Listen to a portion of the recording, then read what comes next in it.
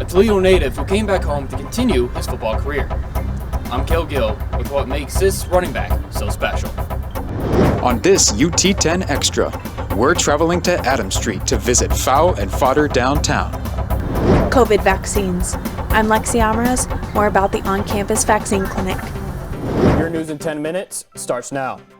After a year of waiting, the University of Toledo is now vaccinating students on campus. UT hosts its first ever COVID vaccine clinic today for those who scheduled appointments. But if you missed this round, there are more chances around the corner. An organizer says the response was overwhelming. All appointments were booked quickly. Those who get the shot today, like Lydia Neveraskis, must return for their second dose on April 22nd. I completely trust it. I believe in it. I don't question it at all. However, not everyone is comfortable with getting the COVID vaccine. I feel like, I don't know, this became more of like a social media campaign because they got all these famous people, actors, athletes, and everything taking it on camera and everything. So it's more of they're trying to sway people too much to take it. Russell Smith with UTMC says students can expect more on-campus vaccination sites in the future. Before our goal is to have the vaccine and be able to hold as many of these vaccination pods before the end of the semester. So going into the summer, as many of the students will be vaccinated as possible. There will be a second vaccine clinic next week. Students should be on the lookout for another email if they would like to schedule an appointment.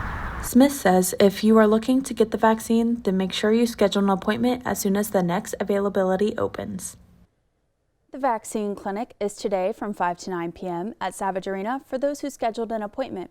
And remember to bring your Rocket card and do not come if you're experiencing any signs of COVID-19. Meanwhile, the next on-campus vaccination clinic will be held on Monday, April 5th. To schedule an appointment, look for the most recent email regarding the COVID vaccination clinics. To sign up, you must provide health insurance information and you will not be billed. And those who register must be available for the second dose on April 26th. If you have any questions, please contact COVID vaccine registration at utoledo.edu. Soon, people even younger than 16 could be vaccinated, as Pfizer announces its COVID-19 vaccine is, quote, safe and strongly protective in kids as young as 12. The Pfizer vaccine is currently authorized for ages 16 and older, but this announcement could be a step toward giving shots to the younger age group before they head back to school in the fall. The study has not yet been published, and the Associated Press reports it's not clear how quickly the FDA would act on Pfizer's request to allow vaccination starting at age 12. The Walleye Run struggled last year during the pandemic, hurting the local fishing industry. This season, the event is back and businesses are recovering. UT10's Michael Sandlin is live from the Maumee River to give us a look at the event in progress. Michael, what has changed between then and now? Caleb, last year the city of Maumee closed down access to River Road, effectively kneecapping the Walleye Run. This year, local business owners are saying they're just happy to see a return to normal. March and April is Christmas for us. It's when the walleye run in the river. So this is our busy season. The Walleye Run is a massive tourist draw for the city of Maumee. So it draws people in from all across the country and internationally to some degree too, just, from Canada and things. It's not unusual for me to go into an area that in the spring run time to see license plates from 10 different states at one time, all the way from Colorado to Maine. But none of those out-of-state fishermen could participate last year. On top of lack of river access, Ohio canceled all out-of-state fishing licenses.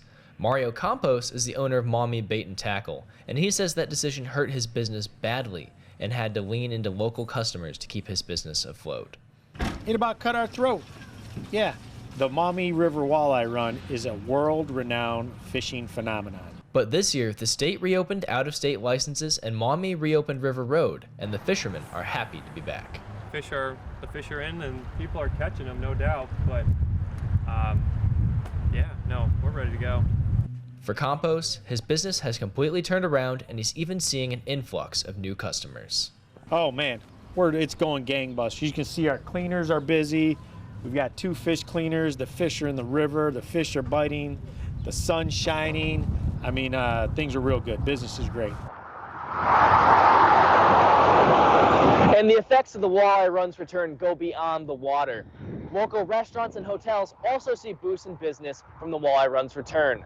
Reporting in Maumee, I'm Michael Sandlin, UT10 News. Thank you, Michael. The Walleye Run peaks in early April and ends in early May. After nearly a year being trapped inside, Toledo Metro Parks has some new plans for local kids this summer. Almost all camps are back to in-person after a year of being virtual. Camps include canoeing, archery, tree climbing, and more. The camps are prepared to follow CDC guidelines. Jennifer Ellsworth with Toledo Metro Parks says getting kids outdoors is still the best way for them to spend time. Definitely seem like our demand is increased. Even this year when we opened our registration, on our first day of registration, our camps were already about 40% full, which is something that we have not seen before. You may register for the Metro Park summer camps until May 25th. Camps are expected to fill fast, so if the camp you are interested in is full, a wait list will also be available. Visit UT10news.com for more information. An annual way to celebrate your sibling has gone virtual this year. UT's virtual Sib Saturday is next Saturday, just before National Siblings Day. The university is taking advantage of social media to highlight siblings and campus involvement. From now until April 10th, the hashtag #UToledoSibs will be used by student siblings participating in weekly challenges. Students hoping to win prizes must complete at least one weekly challenge. Twins Chloe and Morgan Spooneybarger participated in the third challenge this week, a recreation of a childhood photo. You know, it lets us come together in a community, virtually at least. So we're still like, because you can scroll through the hashtags and be like, oh, look at all these cool people who have similar interests that you would have not recognized otherwise because we're isolated. This spring tradition will continue until National Siblings Day on Saturday, April 10th. A three-star recruit out of high school who came back home to play college football is hoping his hard work eventually pays off. Brian Koback originally enrolled at the University of Kentucky before deciding to come back home and transfer to the University of Toledo. Before Koback was a leading rusher for the Rockets, he got his career started off right here at Springfield High School. Koback accumulated over 4,000 all-purpose yards and 57 career touchdowns for the Springfield Blue Devils, while also serving as a captain. He's the type of kid that you want to have as a captain on your team because he does lead by example. He never takes a play off, he never takes a rep off, never takes a run off. His success from high school has followed him throughout his college football career, which was no surprise to his former coach because of Koback's pure work ethic, which Coach Gucciardo says is his biggest attribute. He doesn't care about what he did yesterday, just wants to get better and better. And, you know, his ceiling is extremely high, even though he's so talented. The ceiling is high for Brian Koback, who hopes to be able to follow in the footsteps of previous Rocket running backs and make it to the pros. That is the childhood dream for me. I'll probably try to chase it for a little while, but if it's not meant to be, it's not meant to be. While at Toledo, Koback has rushed for over 2,400 yards and has scored 29 touchdowns on the ground. Koback has not decided if he will go pro or not after this upcoming season, but he does plan to continue putting everything out there on the field. I'm always going to give it my 100% effort. I'm going to give it all at every chance I can possibly do that. And I'm always going to try to do everything the right way as far as what I see is right. With or without fans, though, Koback is going to continue working hard to be the best he can be. Best tailback I've ever had, without a doubt. The Rockets' 2021 football season will begin on September 4th in the Glass Bowl versus Norfolk State. Toledo Rockets starting guard and the MAC Player of the Year, Marion Jackson, announced on Twitter this past Monday that he will use his last year of eligibility and enter the transfer portal as a graduate transfer. In his statement, he thanked everyone at Toledo from the coaching staff to the fans, while also stating that not being able to get Toledo to the big dance breaks his heart. While at Toledo this past season, he averaged 18.1 points per game, 6.1 rebounds, and 5.9 assists. Jackson has not yet decided where he will transfer to for next season. That's it for UT10 News, but we have a special UT10 Extra coming up after this short break. And remember, you can catch replays of all our newscasts on our YouTube channel. Don't forget to follow us on social media and listen to 88.3 WXUT FM Saturday mornings at 7:45 for the UT10 Weekly News Update. Caleb and I will see you next Thursday, but for now, Keegan Shannon will be back with the UT10 Extra. Let's say you're someone like Anthony. Smart, hardworking, up for a challenge. You check out big old anonymous State University. And you feel, well, like a number.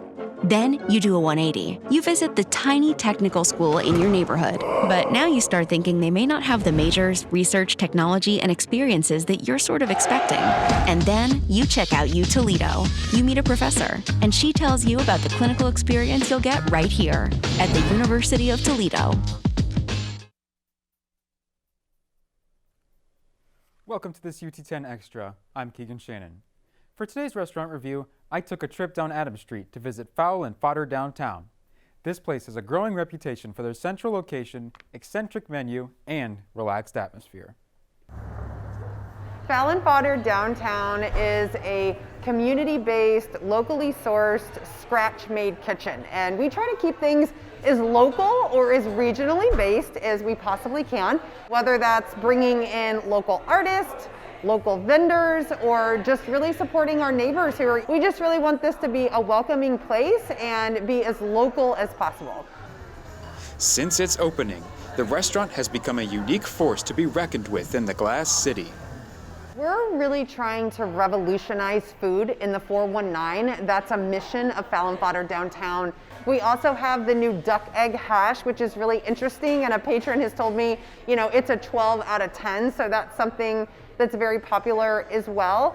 Interested in giving my taste buds a test, I ordered the duck egg hash for myself. The smell of the fresh duck egg was tantalizing. The meal also comes with duck leg confit and potatoes, both of which were tender and warm. The cabbage added a wonderful crunch, and the hint of sweet soy sauce added a beautiful tinge to the flavor. This meal easily earns a 5 out of 5 for its complexity and flavor. Atmosphere for Fowl and Fodder gets a 4 out of 5. I think the natural light from the windows and all of the art really makes it a bright space. Appearance of the food gets a 2 out of 5. Perhaps it would look better on a plate, but in a takeout box, it looks a bit scrambled and loses some marks. Food options and sides gets a 4 out of 5. There is no shortage of new things to try at this restaurant, but many of these dishes were foreign to me. Be aware that you will likely be trying something new here. Overall, I think Fowl and Fodder earns a B. Their passion cannot be denied, and the abundance of meals on the menu has garnered the respect of many Toledoans. Thank you for watching this week's restaurant review. Stay tuned for next week when we get a little Irish at a downtown Toledo staple. I'm Keegan Shannon, and I'll see you next week.